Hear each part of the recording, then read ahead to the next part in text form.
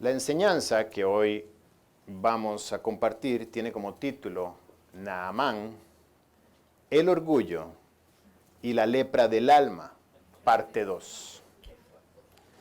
Y vamos a estudiar el capítulo 5 de Segunda de Reyes, del versículo 15 al 27. Naamán, el orgullo y la lepra del alma, parte 2. Esto es una secuencia de un estudio que hicimos hace unas semanas atrás del capítulo 5 de Segunda de Reyes, del versículo 1 al 14. Hoy vamos a estudiar del versículo 15 al 27.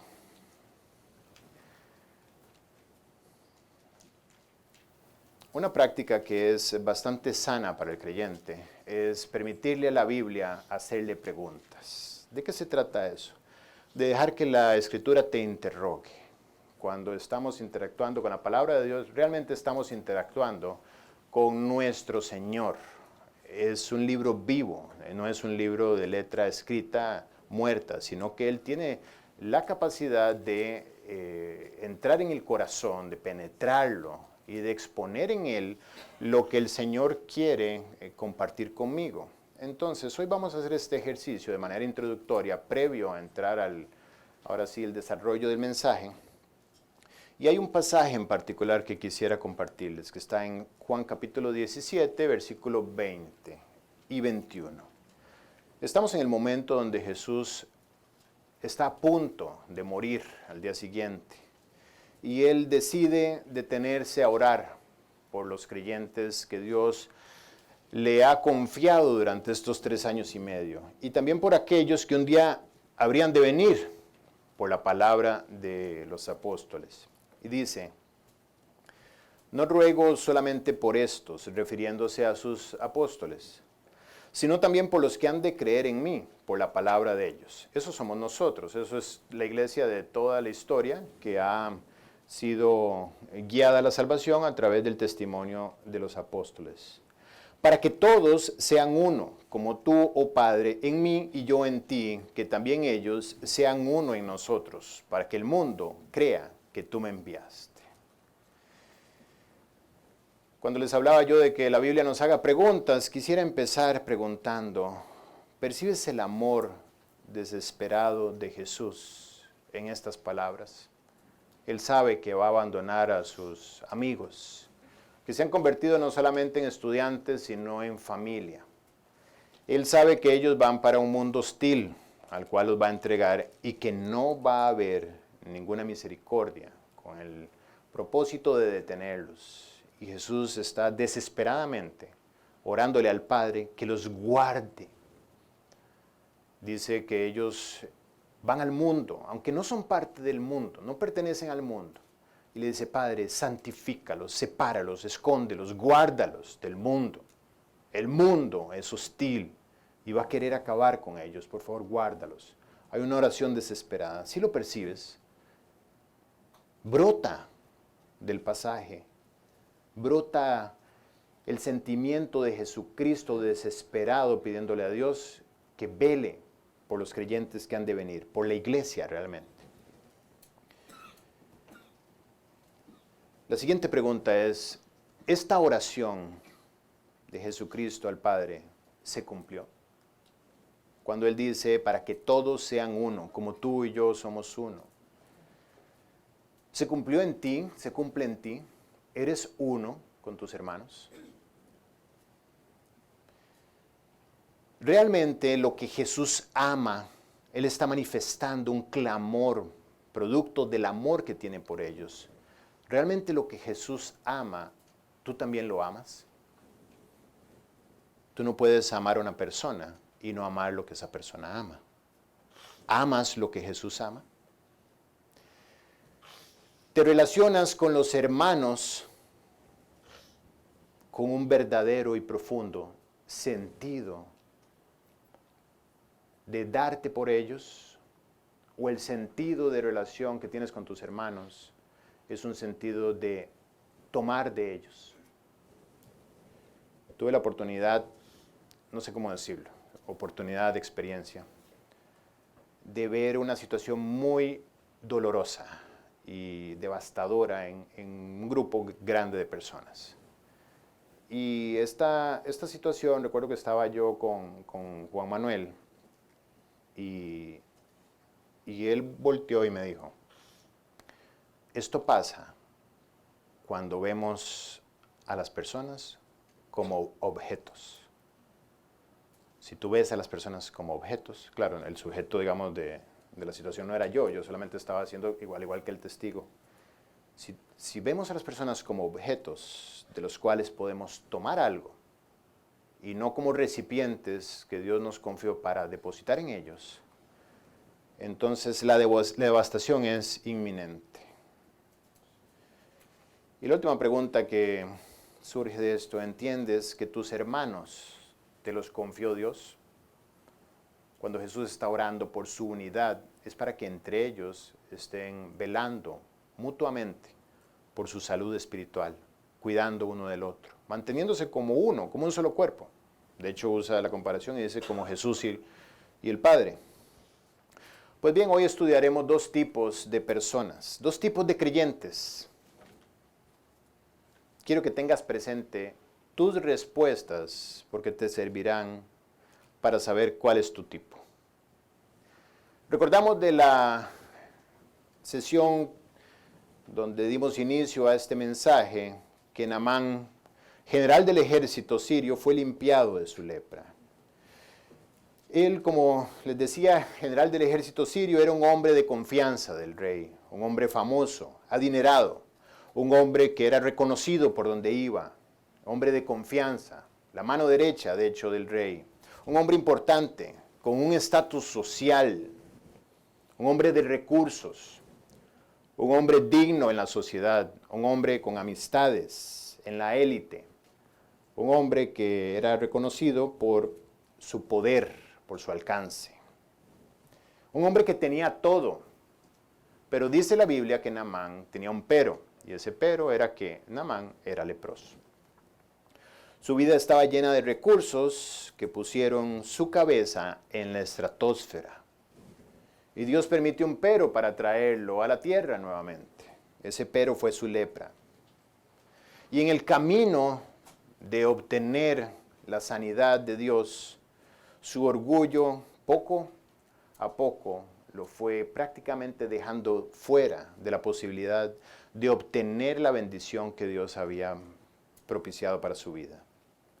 Estuvo a punto de tropezar y perderse de conocer el amor de Dios por su orgullo. Sin embargo, gracias a la misericordia de Dios, dejando personas que lo amaron siempre al lado, Él es llevado hasta las aguas del río Jordán, donde su lepra es lavada. Pero mejor aún, su corazón es cambiado. Y hoy Naamán es un hombre nuevo, por fuera y por dentro. Y aquí entramos ahora sí de lleno con el estudio de la segunda parte. Segunda de Reyes, capítulo 5, versículo 15 en adelante. Entendemos que después de ser lavado en Naamán, después de salir del río Jordán, él quedó limpio de su lepra. Y dice el versículo 15, que después de ser lavado de su lepra, volvió al varón de Dios. Entendemos que el varón de Dios es Eliseo, quien lo mandó a zambullirse, a lavarse 7 veces en el río Jordán. Y volvió al varón de Dios, él y toda su compañía, y se puso delante de él y dijo, he aquí ahora conozco que no hay Dios en toda la tierra, sino en Israel. Estamos viendo la preciosa melodía de un hombre recién nacido de nuevo. Estamos experimentando un corazón que fue transformado minutos atrás. Cuando dice ahora conozco, él está diciendo mucho tiempo viví en ignorancia, adorando otros dioses, perdido sin ni siquiera saberlo, en mentira, y ahora veo, ahora tengo claridad, ahora conozco que solamente hay un Dios verdadero que limpia la lepra del alma, solo había una salida, y aún sin quererlo, Él me guió. Aunque sin que yo lo propiciara, Él me guió a conocer esa salida. Realmente hubo una conversión del alma ahí. Más adelante, en el versículo 17, veremos cuando él dice, de aquí en adelante, ya el pasado quedó atrás, de aquí en adelante tendré una nueva forma de vivir. Estamos viendo un tierno corazón que está experimentando su primer amor. Él está diciendo, nada en mi vida, interno o externo, será igual. Ahora todo cambiará y todo será para Jehová mi Dios. Ahora conozco que no hay Dios en toda la tierra, sino en Israel. Y ese Dios se presentó en mi corazón y ha transformado mi vida. Sigue diciendo el versículo, te ruego que recibas algún presente de tu siervo. Le habla a Eliseo y le dice, quiero darte algo. Quiero expresar de manera física mi gratitud contigo. Él venía preparado con muchas riquezas, oro, plata, vestidos. Venía listo para dejarlo todo a cambio de obtener limpieza de su lepra, pero se encuentra con algo mayor. Se encuentra con un Dios en los cielos. Y él se acerca a Eliseo, que fue el medio para que Dios lo guiara, y le dice, quiero darte lo que quieras. Dice la Biblia que el que mucho se le perdona, mucho ama. La expresión de Naamán era de, quiero mostrar cuánto amor tengo por el aprecio de lo que ha pasado en mi vida. Estoy dispuesto a darlo todo. Quiero tener una forma expresa de mi gratitud. Sin embargo, dice la Biblia en el versículo 16 que Eliseo respondió y le dijo, vive Jehová en cuya presencia estoy, que no lo aceptaré. Y le instaba a que aceptara alguna cosa, pero él no quiso. Eliseo le mostró que su único interés era que él conociera al Señor. Él no quiso recibir nada a cambio. Él no quiso tener paga por esto. Él solamente quiso usar su vida, usar sus recursos, usar su conocimiento, usar todo para depositar en el corazón de Naamán la verdad que él necesitaba escuchar. Vemos en él una actitud prácticamente cerrada, casi que arrogante la actitud de Eliseo. El apóstol Pablo dice que nadie desvanezca esta mi gloria. Aunque yo sé que tengo derecho, según dice la Biblia, dice Pablo, de vivir por lo que el Evangelio da, dice, yo dejo pasar mi derecho, con tal de que nadie desvanezca mi gloria, de servir y darme por completo para ver cómo Jesucristo va levantando aquel cuerpo espiritual que es la iglesia, y lo va estructurando y lo va afirmando. Y va haciendo de ellos una casa donde el Espíritu Santo more. Esa es mi gloria, dice el apóstol Pablo. Y vemos esa misma actitud en Eliseo. No tienes que pagarme nada, no te preocupes. Recuerdo un día, una única cita que tuve con esta muchacha. Vino llena de problemas y al final recibió a Cristo, gracias a Dios, en el café. Y al final me dijo, ¿cuánto le debo? Y yo me reí también. Y yo, no, en serio, ¿cuánto le debo? O sea, me dice, ya por lo menos no voy a tener que volver al psicólogo. Ya con eso me ahorré un montón de dinero. ¿Cuánto le debo? Yo, nada. Como varias veces me preguntó y se extrañó inclusive que yo le pagué el café.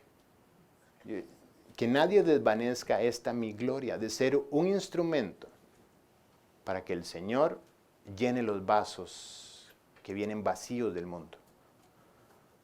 Para que sean levantados y edificados. Para que la iglesia se convierta efectivamente en un templo del Espíritu Santo.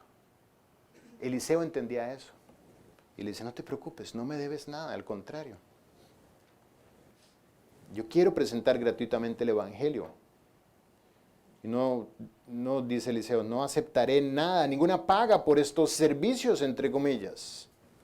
Porque soy sostenido por el Señor, eso sí, lo sabemos. Hemos estudiado Eliseo varias sesiones y el Señor lo sostenía. Esto me recuerda a George Mueller, que dice en su autobiografía que cuando llegó muy joven a pastorear su primera iglesia, se encontró que era una iglesia pequeña donde habían bancas que tenían nombres por familia. Entonces la primera banca estaba a nombre de la familia Rojas. Y la familia Rojas pagaba un billete para poder tener la exclusividad de esa banca. Y aquí la familia Fernández, y ahí la familia, qué sé yo, Carrillo, etcétera, etcétera, etcétera. Y ya detrás el vulgo, ¿no? Entonces dice que se encontró esa situación y después también notó que en la entrada había 2 canastas para las ofrendas. Una, ofrendas para el sostenimiento del pastor y su familia, y otra para el sostenimiento de los gastos de la iglesia. ¿Ok? Entonces, dice que esto le saltó en el corazón. Y él dijo, realmente si yo quiero servir a Cristo, yo quiero que Él me sostenga. Porque con lo que se recogía de allá y lo que cobraban de las bancas le completaban un salario, y de esta manera él pues podía, o el pastor previo realmente podía vivir de eso. Entonces él dice, vamos a hacer algo, vamos a poner una sola canasta para que la gente aporte para pagar el edificio o las cosas que tienen que pagar. Y ya. ¿Y usted qué va a vivir, pastor? Del Señor. El Señor me va a sostener. Y él empezó a orar. Empezó a orar, Señor, sosténme. Señor, por supuesto, ese sostenimiento tiene que ejecutarse de alguna manera, ¿no? Entonces, el Señor empezó a poner en el corazón de algunos, y decir, no, toma, esto es para ti, por aparte, esto es para ti, esto es para tu sostenimiento. Y de esta manera, él llevó todo su ministerio, no solamente ahí descubrió que efectivamente Dios respondía a estas oraciones. Y llegó a fundar varios orfanatorios sin pedirle $1 prestado a nadie, todo orando. A él le llaman el apóstol de la oración, George Mueller. Si alguien quiere leerse esa biografía, 1800, él vivió prácticamente todo el siglo, de 1805 a 1897, algo así. Y efectivamente fue un héroe de la oración, pero que nadie desvanezca esta mi gloria. Nunca se atrevió a decir, me van a poner un salario. No. Yo voy a esperar a que el Señor sea quien me sostenga. Tú vete libre y las veces que necesites vas a encontrar amor, vas a encontrar paciencia, vas a encontrar tiempo, dedicación, oración, no por lo que das, sino por lo que eres. Eres de los que Jesús oró en Juan 17. Y yo quiero que la oración de Juan 17 se conteste en mi vida, siendo yo uno contigo, uno. Estar al servicio tuyo, siendo uno. Eso fue lo que dijo Naamán. Por eso no quiso. Eliseo, perdón. Por eso no quiso.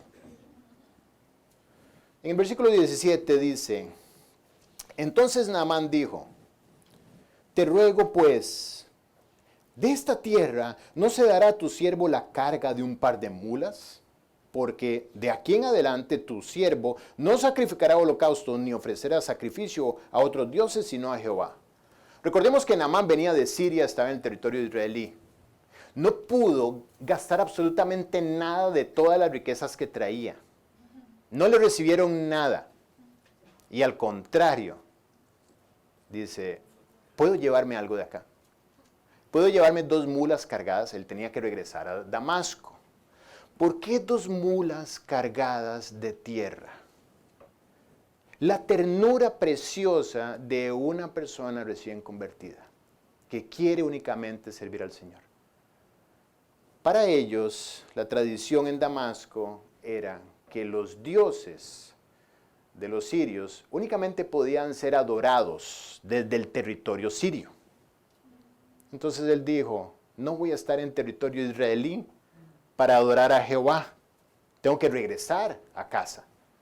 Pero me puedo llevar 2 mulas cargadas de tierra para yo hacerme mi propio espacio israelí en casa. Porque de aquí en adelante no sacrificaré a nadie más ofrenda ni holocausto ni sacrificio de ningún tipo, sino a Jehová. Qué precioso, ¿no? Qué ternura. La Biblia dice, recibid al débil en la fe. Ahorita hablábamos de esta pregunta del Halloween. Recibid al débil en la fe. ¿Cómo no ser un instrumento para que aquellos que quizá no entienden o están apenas entendiendo puedan tener la oportunidad de crecer y de extenderse en el conocimiento del amor de un Padre como el que tenemos? Llévate las 2 mulas cargadas de tierra, no hay ningún problema, Naamán.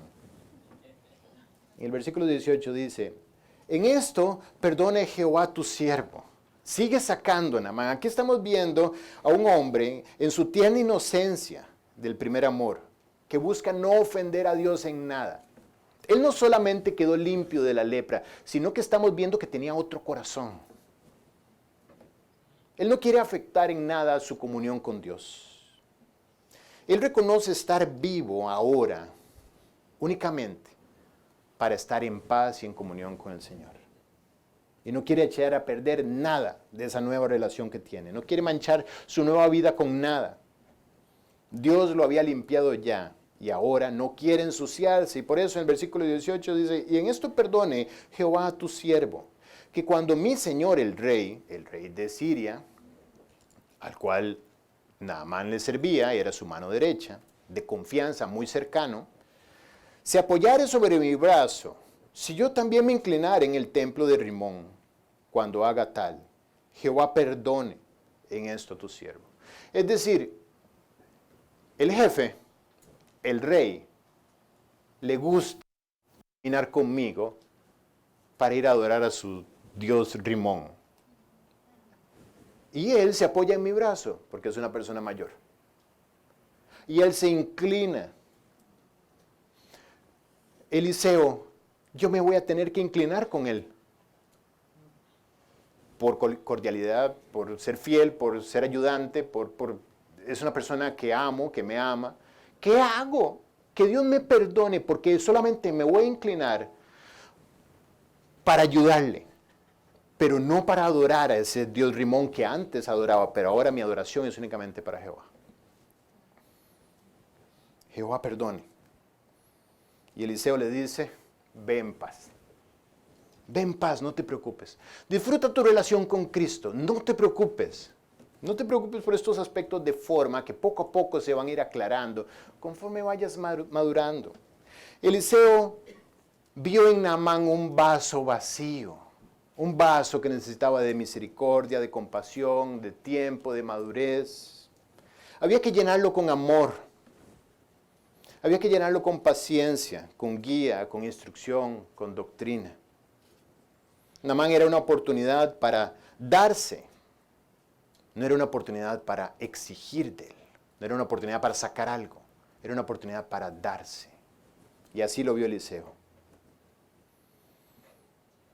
Una oportunidad para recibirlo, para adoptarlo, para cubrir con amor su inmadurez. Era una oportunidad para guiar a una persona a que viviera en paz. Eso era Naamán para Eliseo. Y aquí estamos empezando a ver en la actitud de Eliseo el corazón de Dios. El corazón que quiere sacar adelante tu vida y la vida de quien tienes al lado. Estamos viendo el amor de Cristo por su iglesia. La oración de Juan 17, de que sean uno, que se apoyen, que se cuiden, que se amen, que se acompañen, que se nutran, que se enriquezcan en la fe. Estamos viendo esta actitud en Eliseo. Percibimos el amor de Dios hacia su pueblo.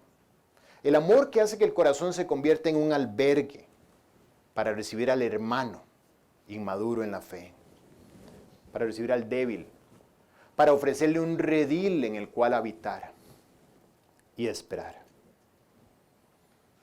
Vemos en él una fuente desinteresada de ayuda y consejo, de guía y compañerismo. Vemos el amor de Dios brotando en Eliseo. Y vemos a Naamán como un recién nacido, disfrutando de su primer amor, recibido por un hermano mayor que lo está amando, que lo está cuidando y que le está dando lo necesario para que camine en esta nueva vida. Vemos en Eliseo una ventana abierta desde el cielo, por donde el brazo de Dios se mete para alcanzar a los demás. Oseas 11, en versículo 4 dice, con cuerdas humanas os atraje, con cuerdas de amor. Dios usa cuerdas para alcanzar a los perdidos. Y usa cuerdas para sostener a los débiles, a los nuevos, a los inmaduros, a los de personalidad distinta a la tuya, a los de estatus distinto que el tuyo. Dios usa cuerdas.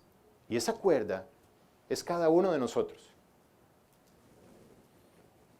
Fui para ellos, gracias a estas cuerdas, dice Oseas, fui para ellos como los que alzan el yugo de sobre su cerviz, y puse delante de ellos la comida.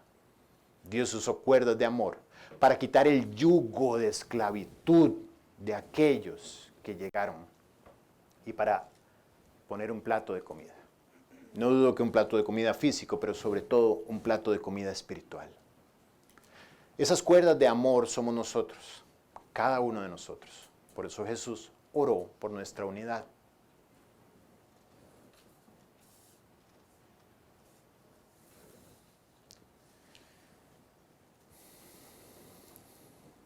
Como lo decía, vemos en acción el amor de Dios obrando para el crecimiento de sus hijos. Y es que cuando amas lo que Dios ama, su corazón y el tuyo se funden.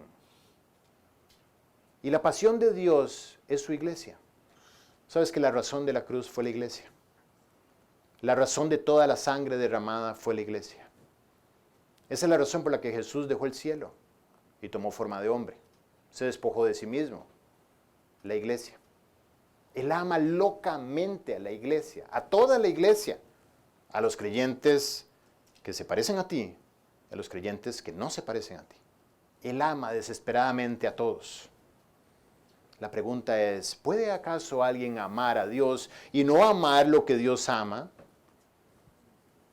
1 Juan 4:10 dice, en esto consiste el amor.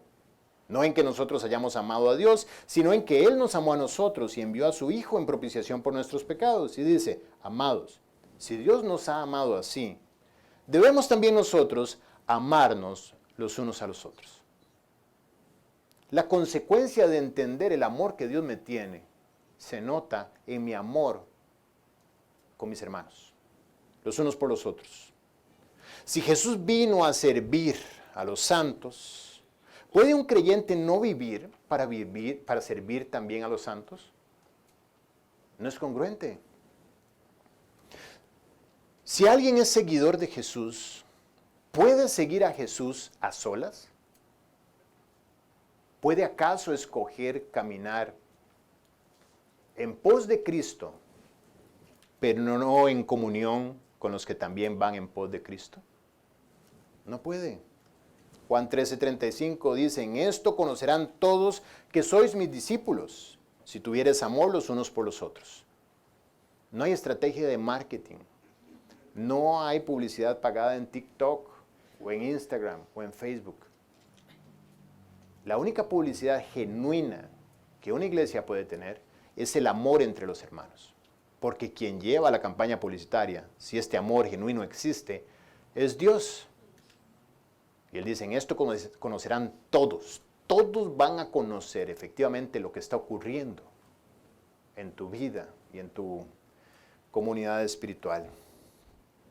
Hechos 20:28 dice, por tanto, mirad por vosotros y por todo el rebaño que el Espíritu Santo os ha puesto por obispos. Y dice, para apacentar la iglesia del Señor, la cual Él ganó por su propia sangre. La iglesia es propiedad del Señor y Él la compró pagando con sangre. Por eso la ama tanto. Y es de Él, no es de nadie más. Y este pasaje nos exhorta a vivir para velar por la iglesia. No puedo velar por mis intereses por encima de los intereses de mis hermanos. No puedo vivir para cuidar únicamente por mi vida y lo que yo pienso que me beneficia, sin tratar de sacar nada de mi corazón que beneficie a los demás. La iglesia es el cuerpo espiritual de Cristo en la tierra. En ella Dios provee del amor, del afecto, de la comunión con los hermanos, que nutre, que anima, que edifica las vidas, que alienta. Para aquellos que armonizan en esta unidad, aquellos que están unánimes en pensamiento, y el Espíritu Santo se mueve entre ellos como el viento cuando abres la ventana. No se puede describir. Nadie te puede narrar en una postal cómo se siente el viento. Tienes que experimentar el viento para poder saber que estás frente a él. El Espíritu Santo se compara con el viento. Jesús le habla a Nicodemo y le dice, Nicodemo, ¿entiendes el viento? Pues de la misma manera, no puedes entender el Espíritu. Tienes que experimentarlo. Y solamente en la comunidad en la cual el Espíritu Santo está, puedes experimentar su movimiento. Es decir, que no puedes tener tu propia versión del cuerpo de Cristo, o tu propia forma de verlo. Primera de Juan 4, 20, 21 dice, si alguno dice, yo amo a Dios y aborrece a su hermano, es mentiroso. Pues el que no ama a su hermano, a quien ha visto, ¿cómo puede amar a Dios a quien no ha visto? Y nosotros tenemos este mandamiento de él, el que ama a Dios, ame también a su hermano. Cuando habla de aborrecer, es un término que nosotros entenderíamos como odio expreso, pero realmente el aborrecimiento al que se refiere es hacer a un lado al hermano. Es no entrar en comunión con el hermano. Si yo no puedo tener comunión con mi hermano, no puedo tener comunión con Dios, porque ¿cómo voy a tener comunión con un Dios que no veo? Si a mi hermano, a quien sí veo, con él no puedo tener comunión. Elías entendió que cada creyente había sido la razón del padecimiento de la cruz. Y por eso ayudó a Naamán a levantarse y a salir de regreso a casa en paz, edificado, estructurado. Ese es el primer tipo de creyente. Les dije que habían dos tipos. Uno es Eliseo. Dice la Biblia, se fue pues y caminó como media legua de tierra. Cuando la Biblia dice en nuestra traducción media legua, realmente en el original no habla de distancias, habla de una expresión que dice kibrá en hebreo, kibrá. Esto no tiene que ver con distancia, tiene que ver con poco alcance. Dice que cuando Naamán había avanzado poco, iba cerquita, apenas había salido, iba con su corazón reventándose. Cuando dice el traductor media legua, realmente está hablando de un espacio de máximo 2 kilómetros de distancia. Estamos hablando de cómo él se movía en un carruaje, no llevaba ni 20 minutos, 25 minutos quizá adelantado. Llevaba media legua de vida cristiana, Naamán. Llevaba 20 minutos de vida cristiana, Naamán. Pronto, tan rápido, llegó al punto donde descubrió que hay dos tipos de creyentes. El Eliseo que lo había despedido, que se fuera en paz, que se dio, que se involucró en su vida, que lo ayudó a salir adelante de su lepra, de su enfermedad, que lo edificó, que lo discipuló, que lo amó. Y el segundo tipo, los Giesis, tienen intenciones extra, aquellos que tienen un plan oculto, aquellos que tienen una fachada y por detrás tienen una doble intención. Dice en el versículo 20, entonces, ¿cuándo entonces? Apenas cuando llevaba media legua de distancia el pobre Naamán. Entonces Giesi, criado de Eliseo, el varón de Dios, dijo entre sí, he aquí mi señor estorbó a este sirio Naamán, no tomando de su mano las cosas que había traído. Vive Jehová, que correré yo tras de él y tomaré de él alguna cosa. Ya cuando entendemos la expresión de Giesi hacia el hombre Naamán, dice, este sirio Naamán. Ya ahí percibimos claramente que Giesi ve a Naamán con cierto menosprecio. Lo ve como un objeto. Lo ve con altivez. Lo ve con orgullo. Estudiábamos en la sesión previa de esta enseñanza que el orgullo está en la lista de los 7 pecados que Jehová abomina. Y es el primero, la altivez de ojos. Filipenses 2:3 dice, nada hagáis por contienda o por vanagloria. Vanagloria es orgullo. No hagas nada movido por el orgullo. Estudiábamos también en esta sesión que el orgullo, según el diccionario Oxford, es el exceso de estimación hacia uno mismo y hacia los propios méritos, de los cuales La persona se cree superior a los demás. La Biblia dice en Proverbios 21:4, altivez de ojos y orgullo de corazón y pensamiento de impíos son pecado. No hay otra forma de categorizarlo. El orgullo afecta lo interno y lo externo del hombre. Daña todas las relaciones interpersonales. ¿Por qué? Porque es imposible que puedas tener buenas relaciones interpersonales cuando te crees superior a tu prójimo. Es imposible que puedas tener una relación sana con alguien que tú consideras un objeto y no lo ves a imagen y semejanza de Dios. Así es que para Giezi, Naamán no era un alma, no era una persona con emociones, ni sueños o necesidades.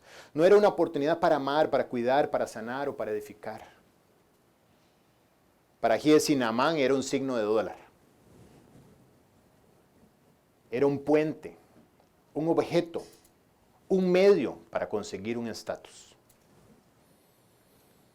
Era un sirio más, con alcance y posibilidades, con recursos, con amigos de alcurnia, que le permitiría a Giezi conseguir sus deseos frustrados. Para Giezi, Naamán era un objeto y no una persona. Por eso él dice, iré por este sirio y tomaré de él alguna cosa. Vas a tomar alguna cosa de aquel por quien Cristo murió. ¿Cómo tocar lo que el Señor ama? ¿Cómo tratar de sacar provecho de aquello por quien Jesús murió? ¿Cómo ensuciar lo que el Señor limpió? ¿Cómo menospreciar lo que tiene tanto aprecio para Dios? Tú sabes que cada creyente es una gota de sangre de Cristo, hecha ser humano. Cada hermano de tu iglesia es la razón por la que la cruz salpicó su sangre. ¿Cómo no amar a todos? ¿Cómo ser selectivo con algunos? ¿Cómo buscar provecho? Y en función de ese provecho que pueda sacar, relacionarme con ellos. Por eso Giezi estaba mal. Y dijo, vive Jehová, que iré tras él y tomaré algo de él. Naamán estaba en su primer amor. Llevaba 25 minutos de caminata. Y ya había una persona que quería aprovecharse de él. Con engaño. Ya estaba Naamán conociendo el otro tipo de creyente. Quizás su corazón esto no lo pudo haber entendido a la primera, por supuesto que no. Porque todo lo que conocía era la actitud de Eliseo, como un padre vigilando y amando. Y de repente se encuentra un hombre lleno de mentira. Giezi es aquel que no ama al cuerpo de Cristo. Es aquel que no ama lo que Jesús ama. La vida de los demás es evaluada a la luz del beneficio que puede traer. Cada uno es evaluado de acuerdo a su condición, su estatus, lo que me puede dejar. Y de acuerdo a eso, podré o no relacionarme con él. Ese es el Giezi. Dice en el versículo 21, y siguió Giezi a Naamán, y cuando vio Naamán que venía corriendo tras de él, se bajó del carro para recibirle. Y dijo, ¿va todo bien? Naamán está enamorado de Cristo. Se tira del carro. Y está en ese momento que desea hacerle bien a todos. ¿Está todo bien, Giezi? ¿Qué pasó? Y le dijo Giezi, bien, mi Señor me envía a decirte. Aquí estamos viendo un mentiroso. Mi Señor me envía a decirte. Sí, es cierto, triste, pero así es. Así hay. Triste, pero cierto. Y también los Eliseos, que tienen un corazón genuino para el Señor, pueden producir Giezis. Así como Pablo pudo producir un Demas. Así como Moisés pudo producir un Coré. Y así como Jesús pudo producir un Judas. Los grandes maestros también a veces tienen discípulos que se afirman en la raíz de todos los males, que es el amor al dinero. Mi Señor me envía a decirte, mentira.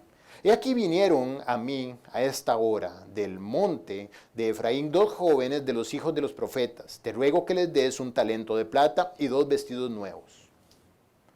Cada talento de plata pesaba 68 kilogramos.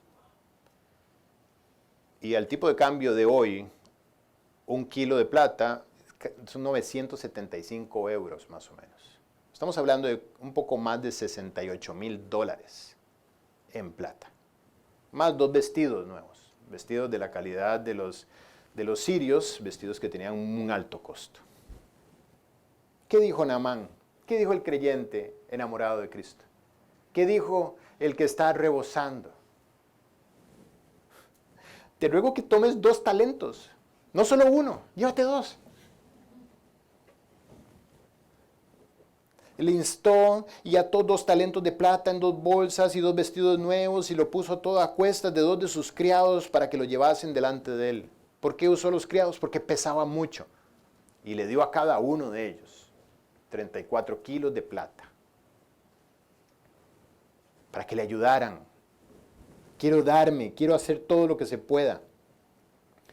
Dice la Biblia que en versículo 24 que así llegó a un lugar secreto, él lo tomó de mano de ellos y lo guardó en la casa. Luego mandó a los hombres que se fuesen. Dice la Biblia, raíz de todos los males es el amor al dinero, el cual codiciando algunos se extraviaron de la fe y fueron traspuestos de muchos dolores. Y el amor al dinero se manifiesta de muchas maneras, no necesariamente con el deseo de tener el material en tus manos, sino también a través de la codicia. Codicia es querer lo que Dios no me ha dado. Querer para mí, de una forma desordenada, lo que Dios no me ha dado. Puedo codiciar el dinero, pero también puedo codiciar un puesto. Puedo codiciar un estatus. Puedo codiciar una persona. Puedo codiciar un objeto. Puedo codiciar reconocimiento, fama. Puedo codiciar una opinión pública, que todos piensen bien de mí. También a través de la avaricia, que esto sí tiene directamente que ver con un manejo desordenado del dinero. Pero también la raíz de todos los males se expresa a través de la búsqueda de un estatus. ¿Qué es lo que andaba Giezi buscando? Él no andaba buscando los talentos de plata por coleccionarlos, ni los vestidos. Eso era un medio para obtener algo más. Había en su corazón una insatisfacción que él quería obtener a partir de Naamán y su buena intención. Él quería satisfacer la vanidad que había en él, producto de la falta de contentamiento. Y esto, por supuesto, tiene que afectar. ¿Por qué? Porque no puedes amar a Dios ni a los hermanos con libertad, con semejante contrapeso dentro tuyo, invitándote a ver a los demás como un objeto, como un medio para conseguir algo. Me dirás, yo no quiero conseguir dinero de nadie. Bueno, quizás no. Pero quizás las personas para ti son un medio para conseguir estatus. Sus amistades, su puesto, su posición, su apellido, el lugar donde estudiaron, el lugar donde hagan deporte, quizás son condiciones para acercarte o no acercarte a ellas. Y todo esto únicamente habla de un desorden en el corazón. Y este hombre Giezi estaba padeciendo a causa de esto. El orgullo le estaba haciendo crecer dentro suyo un cáncer, que al combinarse con la codicia, hizo que él fuera un hombre selectivo, un hombre calculador, un hombre estratégico en sus relaciones. Y cuando vio a Naamán, vio la oportunidad para sacar de él algo. Sigue adelante el versículo 25. Dice que él entró y se puso delante de su señor. Y Eliseo le dijo, ¿de dónde vienes, Giezi? Sabemos que Eliseo era profeta de Dios. A veces el orgullo, combinado con la codicia, hace que el cerebro se apague. ¿De dónde vienes, Giezi? Y él dijo, tu siervo no ha ido a ninguna parte. Ninguna parte. Tú sabes que cuando vives mal, no puedes hablar honestamente. Cuando vives mal tienes que mentir. Tienes que andar inventando. Y a veces las respuestas son tan ridículas que solamente te engañas a ti mismo. Y debes acostumbrarte a vivir como un hipócrita, viviendo de mentira en mentira. De ninguna parte. Esto me recuerda también Job capítulo 1, cuando Satanás, dice la Biblia, que estaba merodeando la tierra y va a la presencia de Dios y Dios le dice, ¿de dónde vienes? No, de merodear la tierra. O sea, su propósito no era merodear la tierra, andaba haciendo mal, como él solo puede hacer. Así es que aquel que está gobernado por su orgullo únicamente puede buscar excusas para no ver la oscuridad que hay en su corazón. Versículo 26 dice, él entonces le dijo, ¿no estaba también allí mi corazón cuando el hombre volvió de su carro a recibirte? Cuando dice que estaba allí, no puedes engañar a Dios. Pudo engañar a Naamán, pero Dios ve el corazón. Él ve las intenciones. Él ve lo que buscas de las otras personas. Él sabe por qué tú estás haciendo lo que haces. Él conoce tus planes. Él sabe si eres estratégico o no. O efectivamente eres uno de esos corazones que está en las manos del Señor para darse por todos. Está allí Dios escuchando el corazón. Y ahí estaba. E inmediatamente le dice Eliseo a Giezi, es tiempo de tomar plata y de tomar vestidos y olivares, viñas, ovejas, bueyes, siervos y siervas. Seguro Giezi dijo, yo tomé vestidos y plata. Todo lo demás, ¿de dónde lo sacaste? Es cierto, tomó plata y vestidos. Pero realmente no quería la plata y los vestidos. Su señor Eliseo sabía que él buscaba algo más detrás de eso. Sabía que había una frustración en el corazón profunda, quizás desde su niñez, complejos, etcétera, que él quería ahora obtener. Él vio en Naamán una posibilidad. ¿Posibilidad de qué? Ya nos lo dijo Eliseo. De obtener olivares, viñas, ovejas, bueyes, siervos y siervas. Esta es la oportunidad para salir de esta vida tan deprimente que tengo. Este es el amigo que necesito para que ahora sí pueda yo estar en cierto estatus, que me pueda rodear con cierta gente, que pueda estar cercano a la persona de toma de decisiones. Este es el tipo de amigos que yo necesito para que mis hijos realmente se rodeen y se codeen de personas que tienen alcance y que van a ser claves en su vida para su desarrollo. Dios está ahí escuchando todas esas maquinaciones. Estaba observando a Giezi en todo. Y le dije, vestidos y plata, no es eso. Tú estás buscando tu propio terreno, tu propia finca, tus propios bueyes. Tú quieres algo. Y estás frustrado porque no lo tienes. Quieres cambiar, quieres un mejor estatus, quieres una mejor posición social. Y por eso seleccionas a estas personas. Y no te das por el cuerpo por el que Jesús murió. ¿Qué tomas de la gente que está a tu lado? Giezi quiso tomar algo de este sirio, sacar provecho de él. ¿Qué tomas tú de quien está a tu lado? ¿Eres acaso como Eliseo, una oportunidad para darte por ellos?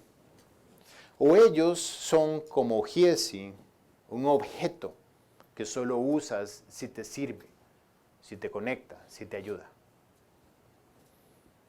Termina el pasaje en el versículo 27.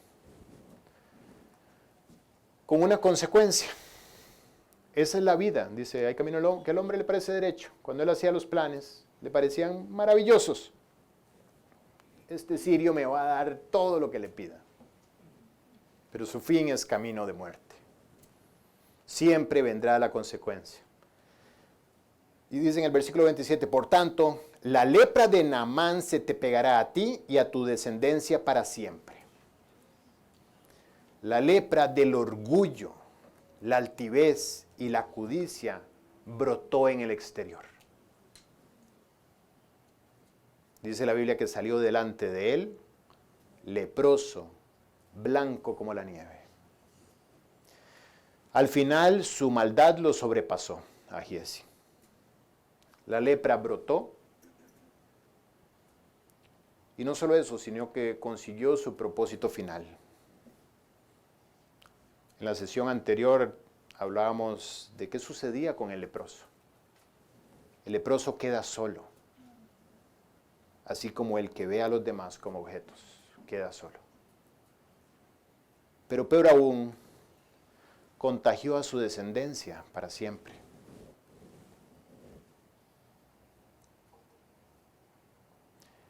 Esta enseñanza Dios la deja abierta delante de nuestros ojos, no para que pensemos en Giezi o en el pobre Naamán que fue engañado. Estoy seguro que Dios le regresó a Naamán lo que perdió, si fue que perdió algo. Estaba dispuesto de todas formas a gastarlo todo.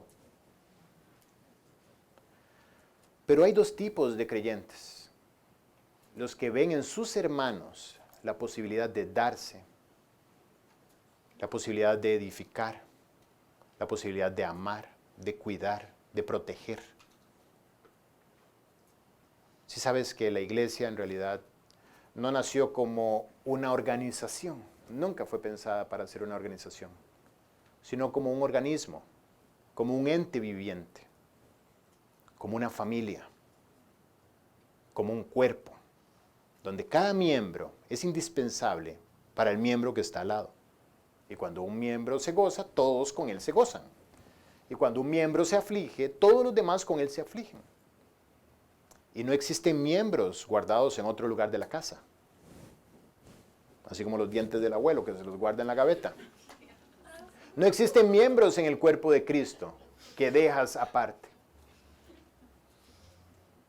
No existen miembros que tienen su propio segmento de relación porque de ellos pueden obtener algo que les importa. Solamente existe un cuerpo. O eres del tipo de Eliseo que estuvo para morir por ese cuerpo. El apóstol Pablo decía, y aunque sea derramado en libación sobre el sacrificio y servicio de vuestra fe, me gozo y me regocijo con todos vosotros. Le decía a los corintios, y aunque amándoos más sea amado menos, seguiré. Porque mi gozo es amar lo que Cristo ama, que es la iglesia. Aunque los hermanos no siempre entiendan, aunque los creyentes no todos sean maduros, y aunque haya 1000 temas, mi gozo es vivir para morir por la iglesia. De hecho, él dijo en Filipenses, y para mí el vivir es Cristo y el morir es ganancia. Y en dos cosas estoy puesto en estrecho. No sé si morir y partir pronto de aquí, estar con Cristo, lo cual sería gigante, o permanecer para provecho de la iglesia, lo cual también es mejor. Así es que sé que permaneceré. Y tenía razón, permaneció varios años más. Para provecho, para desgastarse por aquello que Jesús ama. Si amas a Jesús, amas a la iglesia. Y amor es darse. Amor no es esperar recibir a cambio. Ese es Giezi. Giezi es el que calcula. Y el que calcula tratar de sacar provecho es el que al final el mal sacó provecho de él y contagió a aquellos grandes amores que tiene. Vamos a orar. Padre bueno, gracias por esta exhortación. Ponemos delante de ti nuestro corazón, pidiéndote, Dios, que nos protejas de nosotros mismos, que nos protejas de nuestra naturaleza calculadora, que trata de sobrevivir a su manera. Dios, enciende la luz en esos lugares oscuros, donde hay egoísmo, donde hay orgullo, donde hay vanidad, donde hay un deseo de sacar provecho en algún sentido. Y Señor, que haya en nosotros el mismo sentir que hubo también en Cristo Jesús, el cual, siendo en forma de Dios, no estimó el ser igual a Dios como cosa a que aferrarse. Dejó todo. Con razón dice, nada hagáis por contienda o vanagloria, antes bien con humildad, estimando cada uno a los demás como superiores. Qué invitación, Dios, a ver al lado y considerarnos inferiores a quien está acá. Sea que nuevo, sea que lleve años delante nuestro, danos ese sentir de estimar a los demás como superiores, para no caer en este peligro de que la lepra nos deje blancos de pies a cabeza y se contagie a nuestros seres queridos. La lepra de el orgullo, de la avaricia, de querer sacar en lugar del gozo que es dar. Con razón tu palabra dice, más bienaventurado es dar que recibir. Enséñanos, Dios, estamos en pañales, enséñanos, moldéanos, fórmanos y haznos esa iglesia que todos conocerán, no por sus redes sociales, sino porque nos amamos genuinamente. Y somos una respuesta de oración, la oración de Jesús, cuando pidió que nos unieras y que nos hicieras tan unidos como Jesús y el Padre son. Gracias, Dios. En el nombre de Jesús, amén.